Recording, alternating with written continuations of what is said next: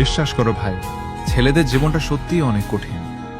ছোটবেলায় আমরা সবাই স্বপ্ন দেখি, ভাবি বড় হয়ে একটা বড় বাড়ি হবে, নিজের গাড়ি হবে, দামি মোবাইল থাকবে, বাবা মায়ের সব কষ্ট দূর করে দেব।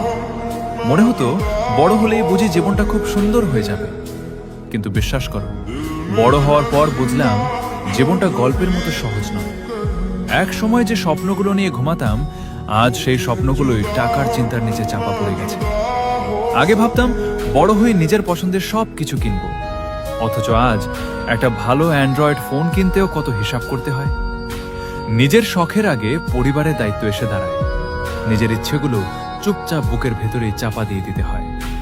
ছোটবেলায় টাকা ছিল না, কিন্তু সময় ছিল, বন্ধু ছিল, হাসি ছিল, চিন্তামুক্ত একটা জীবন ছিল।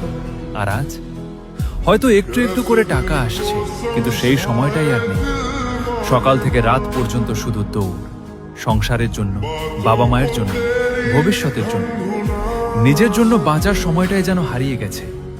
আর যখন বয়স আরো বাড়বে, হয়তো টাকা থাকবে, বাড়ি থাকবে, গাড়ি থাকবে, কিন্তু তখন হয়তো সেই আনন্দটাই আর থাকবে না।